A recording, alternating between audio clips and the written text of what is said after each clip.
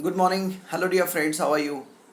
I hope you are definitely well, mentally as well as physically. Friends, from today, we are going to learn some of the chapters of biology, and one of the most important and basic chapter to be understood by any biology student is the fundamental unit of life, and of course, it is a cell.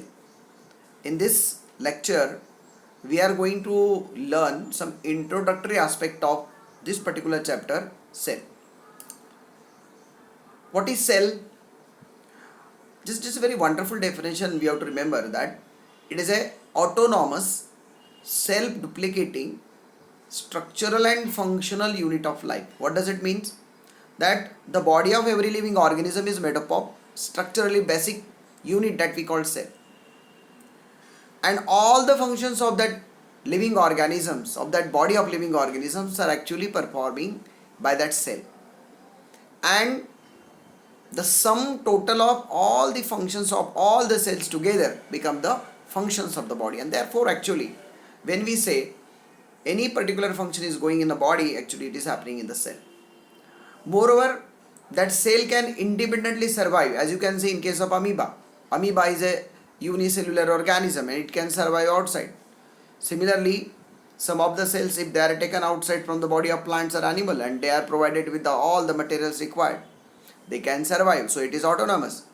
And the most important feature of the cell is that it is self-duplicating. Yes, every cell is having capacity to undergo a process that we call cell division, by which it produces new cells. And this is what the cell is: an autonomous and self-duplicating structure of the body of living organism where all the performs are being performed. In 1665, the discovery of the cell is credited to Robert Hooke. For the first time, when he observed by self-made microscope, उसका खुद का microscope था, and when he used this microscope, and what he observed, the thin cork of the plant cell. Cork is actually the tissue present in the plant, and when he take the slice of that cork and observed under the self-made microscope, he observed something like this under microscope. What he observed? He observed certain hexagonal boxes. Hexagonal boxes. It was similar to the honeybee's honeycomb. Okay, and therefore he thought that all these boxes are the rooms, and the body of living organism is made up of such type of small boxes, and this little room or boxes in Latin is called cella, and therefore he used word cell. And from that we come to know that our body is made up of cells. The body of every living organism is made up of cells. That's what we have to learn. Then if we go further, we'll talk about the history of the discovery of the cell. As I told you, that cell was the first time discovered by Robert Hooke in 1665 by observing the dead cells of a cork. But he observed the dead cells. But he proposed that the body of living organism is made up of such type of hexagonal bodies. Okay, cella. Then it was Leeuwenhoek for the first time in 1674, with the help of improved microscope, for the first time collected the pond water and observed under microscope, and he observed that yes, there are certain free living moving unicellular organism present in that pond water. Later on in 1831, see time, 1674 to 1831, that much time has passed when the Robert Hooke for the first time observed that within the cell there is an essential structure present, and that structure is called as nucleus, and that nucleus is a master which is controlling all the body functions of that cell. In 1839, it was Purkinje who termed the protoplasm inside the cell wall all together material that is called as protoplasm. Okay, inside the cell wall and plasma membrane, whatever may be the content, that's we call protoplasm, and that was termed by Purkinje. One of the most historical aspect we have to remember in the discovery of the cell as the proposal of cell theory, which was being proposed by two biologists, by Schleiden and Schwann. what they propose that all the plants and animals are composed of cells. That means the cell is a basic unit of structure of every living organism. Then this cell theory, actually it was a big thing. Actually nobody was knowing that what the body of living organism were made up of that time, but from this observation of the nature, they proposed that all living organism of the plant and animal, they are made up of cell. Isn't it very interesting? It's called generalization of the observation. They observe very few things, but they make a statement, generalized statement that दुनिया के सारे सजीव जो है वो cell से बने होते हैं. उसके बाद में रुडोल्फ विक्चर ने एक और बात बोली 1855 में. ही सजेस्टेड ओमनी सेल्यूला ई सेल्यूला. ये बहुत इंपॉर्टेंट है क्योंकि उसके पहले अब ये सेल कहाँ से आए ये पूछा गया तो नॉन लिविंग मटेरियल से सेल बनते हैं, ऐसा एक थ्योरी बनी थी. पर वर्चो ने कहा no, every cell arises from pre existing cell. पहले ही जो नेचर में सेल होता है उससे ही नए सेल बनते हैं. And that was one of the important breakthrough in the history of discovery of the cell. लेकिन 1855 1838 के ज़माने में माइक्रोस्कोप बहुत ही कमकुवत थे, वीक थे. नॉल और स्का ने 1939 में जब इलेक्ट्रॉन माइक्रोस्कोप का इजाद किया, खोज किया, डिस्कवरी किया और हमको चीज़ें 20,000 गुना लेकर 2 लाख गुना 2 लाख टाइम बिगर देखने लगे, तो हमने पाया कि सेल बड़ा ही इंटरेस्टिंग स्ट्रक्चर है जिसके अंदर न्यूक्लियस होता है, साइटोप्लाज्म होता है, बहुत सारे सेल ऑर्गेनेल्स होते हैं जो अलग अलग तरह का काम करते हैं और ये सारे अलग अलग तरह के सेल ऑर्गेनेल का काम मिला के फिर जो बनता है वो सेल. आपने कभी स्लाइड बनाई है? आप अगर ओनियन के पील को लेंगे तो आप स्लाइड दिखेंगे इस तरह से, जिसके अंदर आपको ये जो दिख रहे हैं ना ये सेल वॉल है. ओके आप उसको देखेंगे तो ये सेल वॉल है, ये this is cell wall. Okay this is single cell wall of a single cell. ये देखो ऐसे ऐसे ऐसे. और इस सेल वॉल के अंदर हमको साइटोप्लाज्म दिख रहा है और सबसे इंपॉर्टेंट दिख रहा है जो नुक्ता, जो इंपॉर्टेंट पॉइंट हमें दिख रहा है वो न्यूक्लियस. तो बहुत सारे सेल एक दूसरे से कॉम्पैक्टली अरेंज हुए हमें दिखते हैं. That we observe. आपने कभी एनिमल सेल देखे हैं? एनिमल सेल कैसे दिखते हैं? आप अगर हमारे अंदरूनी मुंह का चिक सेल्स अगर हम ब्रश से कलेक्ट करते हैं, माइक्रोस्कोप स्लाइड के ऊपर रखकर उसके अंदर मिथिलीन ब्लू नाम का अगर कोई स्टेन डालते हैं तो हमारे चिक सेल ऐसे दिखते हैं. अब यहाँ पर देखिए कि आपको ये जो दिख रहा है ना ये सेल है पूरा, यहाँ से यहाँ तक इतना बड़ा सेल.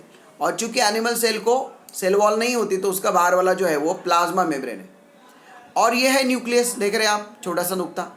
और उसके बाजू में आपको कलरफुल एक तरह का साइटोप्लाज्म दिख रहा है. तो ये डेड सेल्स है, हालांकि कुछ लिविंग सेल भी हो सकती है इसके अंदर जो हमारे चिक के है और इस तरह से हमें एनिमल सेल दिखते हैं. ओके अगर उसके डायग्राम हम बनाएंगे तो इस तरह से वो डायग्राम हमें दिखेगा. कैसे दिखेगा कि बाहर के बाजू में प्लाज्मा मेम्ब्रेन है, बीच में साइटोप्लाज्म है और एक बड़ा सा न्यूक्लियस है. जनरली प्लांट का न्यूक्लियस, प्लांट सेल का न्यूक्लियस एक बाजू में ढकेला जाता है क्योंकि बीच में बड़ा वैक्यूल होता है.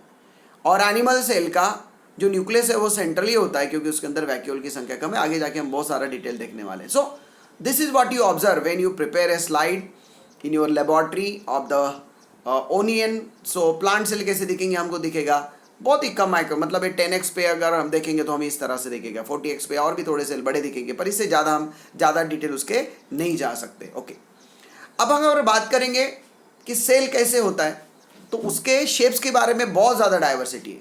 Hundreds of different types of shapes of the cell have been observed in different types of organism and within my body, within the body of every living organism there are. For example जो हमारे body में WBC है जो blood में पाए जाते हैं, या अमीबा है, उसका शेप कैसे? अमीबॉइड, मतलब इरेगुलर है, उसका कोई डेफिनेट शेप नहीं. लेकिन हम न्यूरॉन की बात करेंगे, यहाँ पर मैं आपको दिखा रहा हूँ ये न्यूरॉन. अगर न्यूरॉन की हम बात करेंगे तो वो बड़ा ही विचित्र, सबसे लंबा है ना, और डेफिनेट शेप न रहने वाला ऐसा एक सेल है, पर वो सबसे लंबा है, ब्रांच भी है. बाद में एक की बात करेंगे हम तो एक देखो कैसे दिख रहा है हमको, स्पेरिकल दिख रहा है. स्पेरिकल है ना, अंडाकृति उसको बोलते हैं हम, है ना, गोलाकार नहीं, स्पेरिकल. बाद में RBC जो होते हैं वो कैसे होते हैं? अगर हम RBC की बात करेंगे तो वो ऐसे सॉसर शेप्ड होता है, ऐसे saucer shaped like this. Okay then हमारे मसल सेल कैसे होते हैं? तो स्पिंडल के जैसे होते हैं. अगर हम कोई मसल, सिंपल स्मूथ मसल की बात करेंगे तो they are looking like this. Bundle जैसे। बाद में क्यूबॉइडल है, कुछ पॉलीगोनल सेल्स है, स्लीपर शेप्ड है। आप देख सकते हैं कि अलग अलग तरह की, ये भी एक सिंगल सेल है, ये भी एक सेल है। ये स्पर्म देख रहे हैं आप कितना लंबा है उसका, ये ह्यूमन स्पर्म का ये हेड है, उसके बाद में ये बड़ी की बड़ी उसकी टेल है। तो from this diagram you can understand that there are various shapes, है ना, अलग अलग तरह के शेप्स होते हैं, and that's what we see the diversity in the shape. अगर हम साइज की बात करेंगे तो ये तय है कि अगर एनिमल कितना भी बड़ा हो, जैसे एलिफेंट हो या कितना भी छोटा हो, पर वो सेल की साइज बहुत ज़्यादा बड़ी नहीं होती। Most of the time the cells are microscopic that could be observe under microscope. तो नॉर्मल साइज जो है हमारा ह्यूमन बॉडी की जो सेल है उसकी 20 माइक्रोमीटर से 30 माइक्रोमीटर डायमीटर की होती है। जो लार्जेस्ट एनिमल सेल हम बोलते हैं वो है ऑस्ट्रिच का, मतलब शुतुरमुर्ग का अंडा जो है एक सेल, वो सिंगल सेल है और वो 15 सेंटीमीटर का डायमीटर है। अगर प्लांट सेल की बात करेंगे हम तो एसिटाबुलारिया नाम का प्लांट है, उसके अंदर की जो सेल है सबसे बड़ी मानी जाती है, 6 to 10 सेंटीमीटर में, लगभग इतनी बड़ी वो एक सेल होती है जो हमें दिखती है। लॉन्गेस्ट सेल नर्व सेल होती है जो 1 मीटर तक लंबी होती है। और दुनिया की स्मॉलेस्ट सेल हम जिसको मानते हैं वो है प्लूरोनिमोनिया लाइक ऑर्गेनिज्म माइकोप्लाज्मा, और 0.1 से लेकर 0.5 माइक्रोमीटर इतनी छोटी वो होती है। और ये सारे cells they have capacity to perform some basic functions and that are characteristic feature of living organism. जैसे कि सेल में रेस्पिरेशन होता है, एनर्जी का निर्माण होता है, सेल में प्रोटीन सिंथेसिस होता है, सेल में सिंथेसिस ऑफ सारी चीज़ें होती है, जैसे कि हमारे शरीर के अंदर सिक्रेट होने वाले सारे हार्मोन हैं, एंजाइम्स है, वो सारे कहाँ सिक्रेट प्रोड्यूस होते हैं actually within the cell. That's what we have to understand in this particular learning.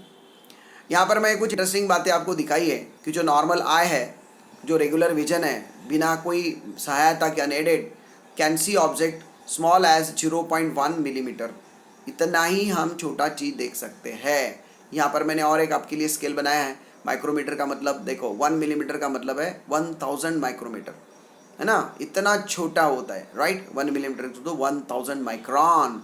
आप समझ सकते हैं कि जब वो 0.1 होगा तो और एक बड़ा हो जाएगा, और very small things we can observe. Okay, यहाँ पर मैंने कुछ कंपैरेटिव साइज आपको दिखाए हैं। यहाँ पर आपको देखेगा कि 0.1 नैनोमीटर ये आइटम्स होते हैं, उससे मॉलिक्यूल बनते हैं, और फिर लिपिड्स बनते हैं, प्रोटीन बनते हैं, ये सारे हमारे बायोमॉलिक्यूल से, जिनसे फिर लाइफ बनना शुरू हो जाएगा।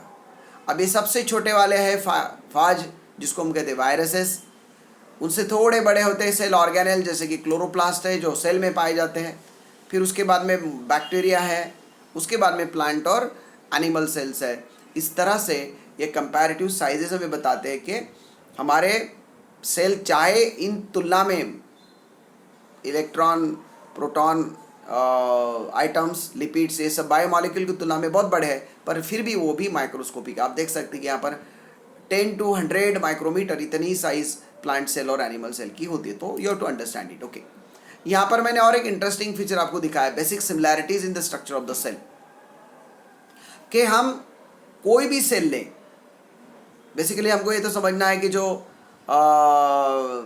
प्लांट और एनिमल के सेल जो होते हैं बेसिकली, और बैक्टीरिया के सेल होते हैं, वो बेसिकली सिमिलर होते हैं, बेसिक स्ट्रक्चर उनका सिमिलर होता है। यही मैंने यहाँ पर दिखाने की कोशिश की है। ये भी हमको समझना है कि when we talk about any cell, that cell is consisting 2 important parts, उसका आउटर कवरिंग, और कवरिंग के अंदर का जो मैटर है उसको कहते हैं inner protoplasm, together inner protoplasm. अभी आउटर कवरिंग के और 3 पार्ट होते हैं, जैसे कि सेल वॉल, प्लाज्मा मेम्ब्रेन और एनवलप। अभी एनवलप सभी में नहीं होता, पर बैक्टीरियल सेल में एनवलप होता है। एनवलप सेल वॉल के बाहर पाया जाता है, वो शीत वाला होता है, म्यूसिलेजिनस सब्सटेंस होता है, कभी कभी वो पॉलीसेकेराइड का बना होता है, जैसे कुछ बैक्टीरिया में होता है एनवलप। एनवलप के अंदर फिर होता है सेल वॉल। अब ये जो सेल वॉल है ना, ये बड़ा इंटरेस्टिंग है। अगर वो प्लांट की बात करेंगे तो सेल्यूलोज का बना है। अगर हम फंजाई की बात करेंगे तो वो बना होता है काइटिन का। अगर हम सेल्यूलोज की बात करेंगे, पेक्टिन की बात करेंगे, तो वो डिपॉजिट बने हुए सेल वॉल के ऊपर।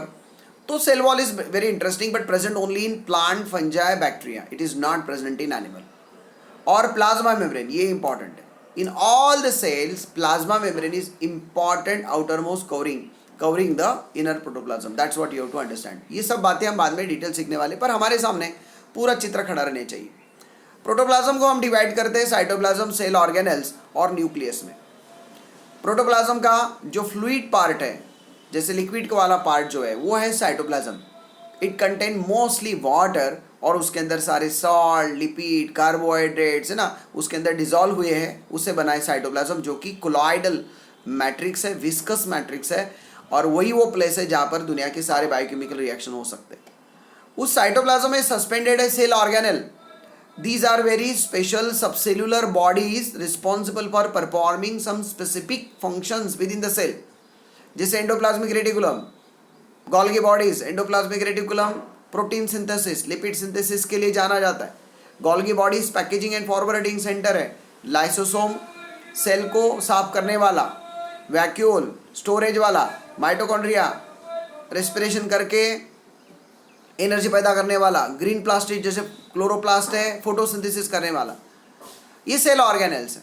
और एक इंपॉर्टेंट सेल ऑर्गेनेल है न्यूक्लियस. या nucleus is however called a control centre of the cell, जिसके अंदर न्यूक्लियर मेम्ब्रेन के अंदर होता है क्रोमैटिन. अगर आप देखेंगे तो ये जो क्रोमैटिन है जिसको हम कहते हैं, वो डीएनए से बना है, प्रोटीन से बना है, वो जेनेटिक मेटल होता है. ओके, बाद में न्यूक्लियोप्लाज्म, न्यूक्लियोलस भी न्यूक्लियर मेम्ब्रेन में पाया जाता है. ये सारे बेसिक स्ट्रक्चर की हम बात करेंगे तो every cell basically, whether it is of plant cell, animal cell, bacterial cell, ये सारी चीज़ें उनमें पाई जाती है. और एक मैं बात बता दूं कि virus do not have cellular organisation, इसलिए उसको कहते हैं acellular. Viruses are acellular because they don't have these types of organization. They don't have any cell wall around them.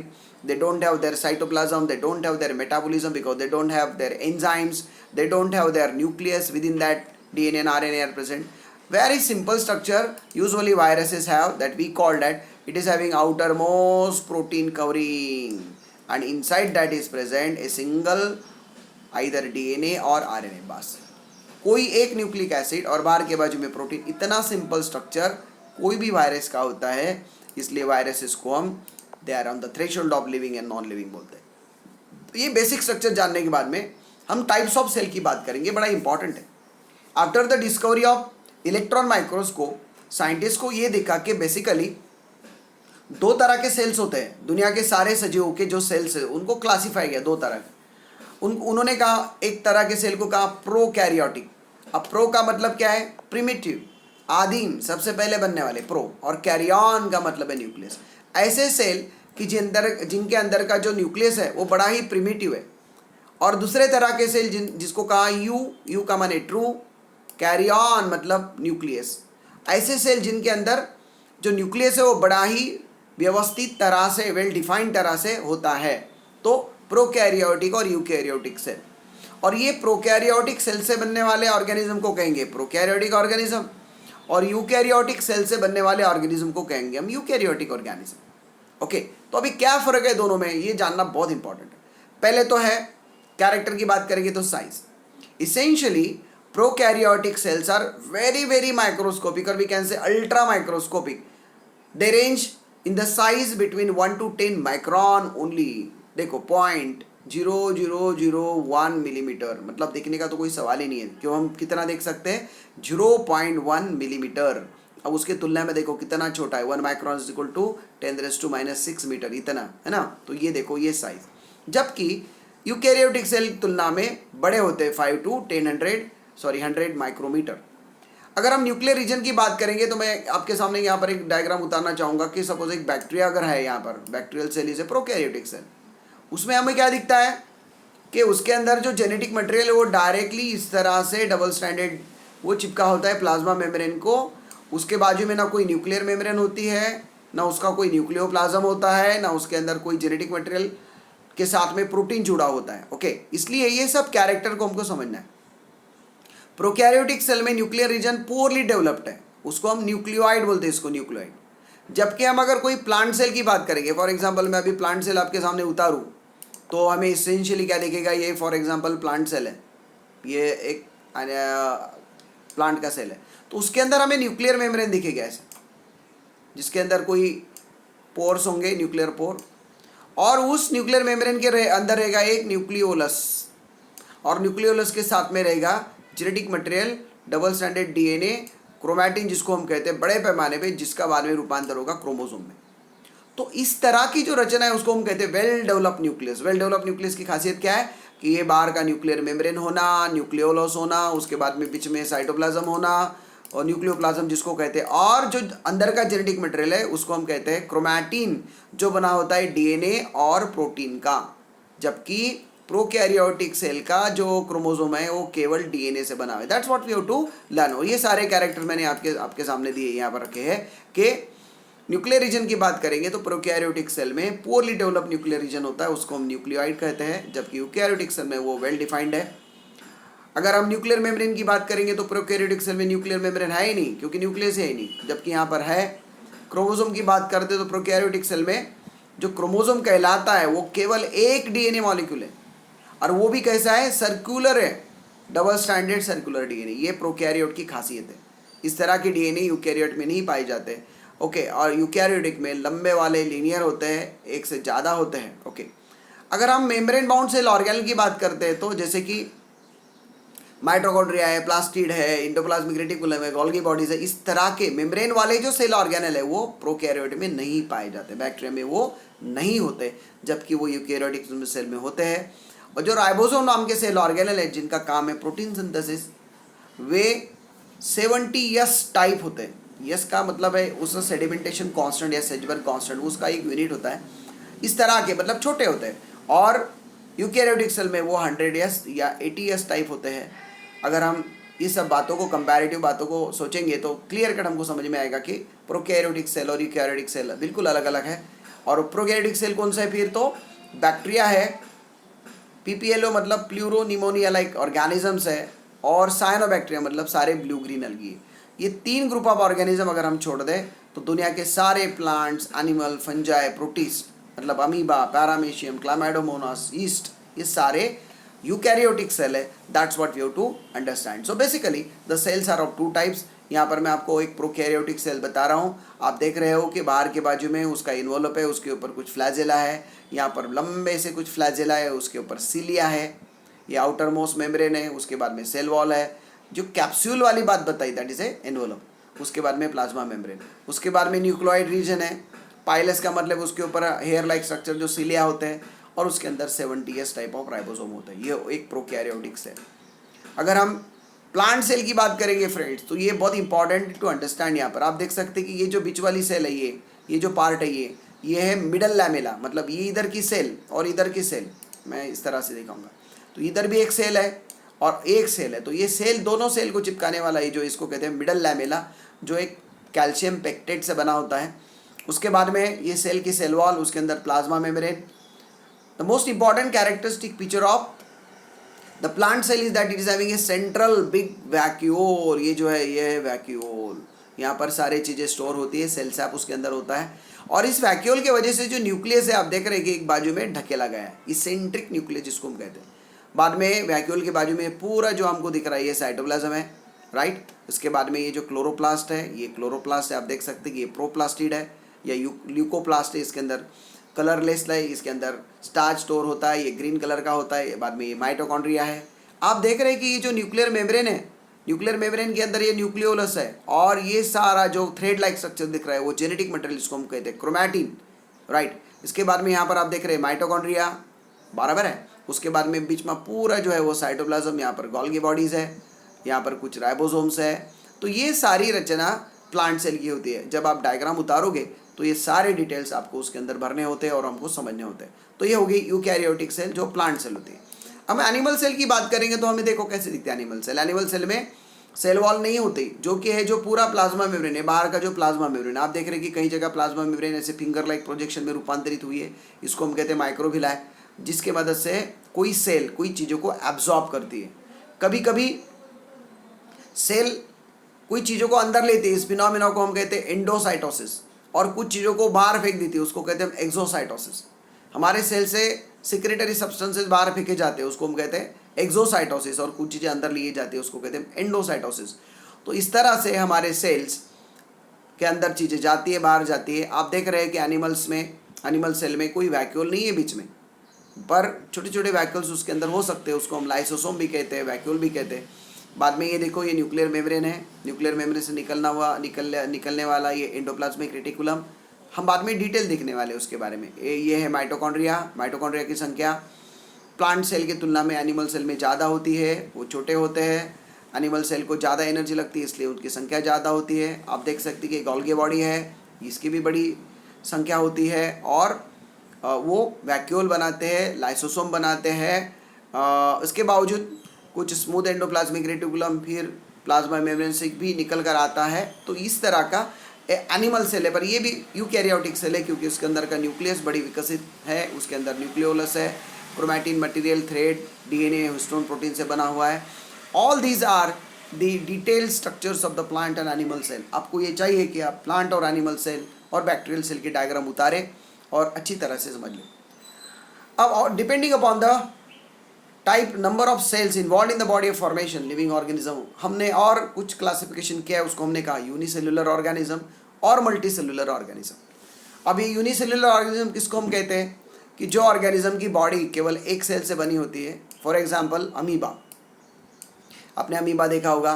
बाद में क्लामाइडोमोनास अगर हम देखेंगे तो ऐसा पीयर शेप के जैसे बॉडी उसका होता है, उसके अंदर ऐसे कप के जैसा क्लोरोप्लास्ट होता है।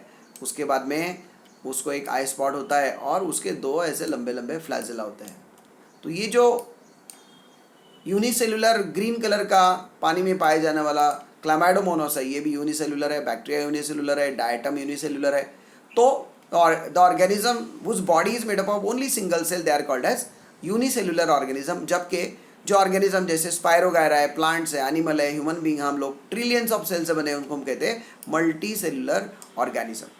अब खासियत क्या है कि यूनिसेल्युलर ऑर्गेनिज्म में सारे मेटाबॉलिक एक्टिविटी जो है, जैसे न्यूट्रिशन है, डाइजेशन है, एक्सक्रीशन है, वो सारे सिंगल सेल करवा लेता है। जैसे बैक्टीरिया खुद फूड खा लेगा, वो फूड को डाइजेस्ट करेगा, अनडाइजेस्ट मेटल को बाहर फेंकेगा।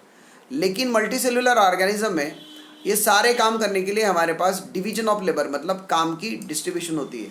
अलग अलग तरह के फंक्शंस करने वाले अलग अलग तरह के टिश्यूज़ होते हैं, अलग अलग तरह के ऑर्गन्स होते हैं। जैसे डाइजेशन करने के लिए हमारे पास डाइजेस्टिव सिस्टम है, डाइजेस्टिव ग्लैंड्स है। ट्रांसपोर्ट करने के लिए हमारे पास हार्ट है, ब्लड वेसल है, ब्लड है। एक्सक्रीशन करने के लिए हमारे पास किडनी है। तो higher degree of structural organisation multicellular organism में दिखाया जाता है, जबकि लिविंग में यूनिसेल्युलर में सिंपल स्ट्रक्चरल ऑर्गेनाइजेशन है क्योंकि उनकी बॉडी एक ही सेल से बनी हुई। वो माइक्रोस्कोपिक होते हैं यूनिसेल्युलर, जबकि मल्टीसेल्युलर ऑर्गेनिज्म हज़ारों करोड़ों सेल से होते हैं, तो बड़े होते हैं, इसलिए हमें दिखते हैं।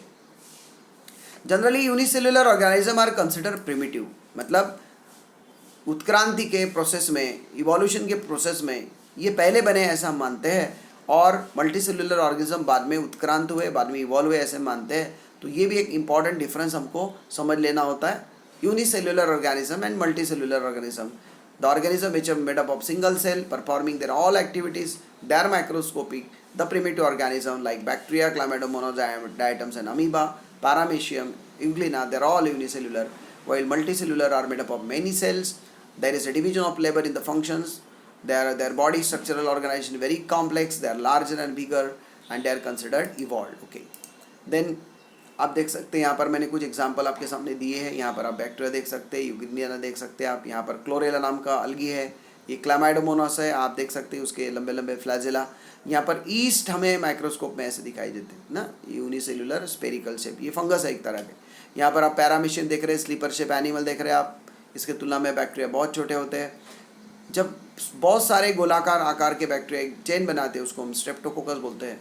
और कुछ जो बैक्टीरिया ई कोलाई है, जो थोड़ा सा लंबा सा है, ई कोलाई माइक्रोस्कोपी के लिए हमें सीखते। तो these are the various forms of unicellular organisms. Okay, इसके बाद में ये मल्टीसेल्युलर ऑर्गेनिज्म है। आप देख सकते हैं कि हमारी जो हार्ट है वो कार्डियक मसल से बना होता है, कार्डियक मसल से बना होता है। और कार्डियक मसल बने होते हैं सेल से, तो cell forms tissue, tissue form the organ and organ form the body. उसी तरह से प्लांट में आप देख सकते हैं कि सिंगल सेल है, उससे टिश्यू बना, फिर उस रूट बना, और रूट से फिर ऑर्गेनिज्म बना। तो इस तरह से ऑर्गेनाइजेशन हमारे ऑर्गेनिज्म का होता है। इस इंट्रोडक्टरी डिस्कशन के बाद में हम लोग अगले पीरियड में सेल के बारे में डिटेल जानना शुरू करेंगे कि सेल कैसे फंक्शन करता है, सेल मटेरियल को अंदर कैसे लेता है। उसके अंदर हम फिनोमिनन की बात करेंगे, जिसके अंदर हम डिफ्यूजन, ऑस्मोसिस, इम्बिबिशन सारे बातें सीखेंगे। उसके बाद में हम स्ट्रक्चरल पार्ट को देखेंगे। इस तरह से हर करते करते आखिरी में सेल ऑर्गेनल तक हम जाएंगे। हर एक पीरियड में साधारणतः 30 मिनट के पीरियड में हम लोग सादे बातें डिस्कस करेंगे। तो ये पहला वाला पीरियड हमारा इंट्रोडक्टरी था, जिसमें आपको मुझे सिर्फ इंट्रोड्यूस करवाना था कि सेल के बारे में। आई होप कि आप इसको एंजॉय किए हैं, आप उसको समझेंगे। इसका फ़ायदा ये है कि आप इस वीडियो को बार बार देख सकते हैं। आपके कुछ प्रॉब्लम्स होंगे, आपकी कोई समस्या होंगे तो आप बिल्कुल पूछिए। Discussion is very essential. Okay, with this I conclude today. I pay sincere thanks to you for impatient watching. Thank you very much. Goodbye.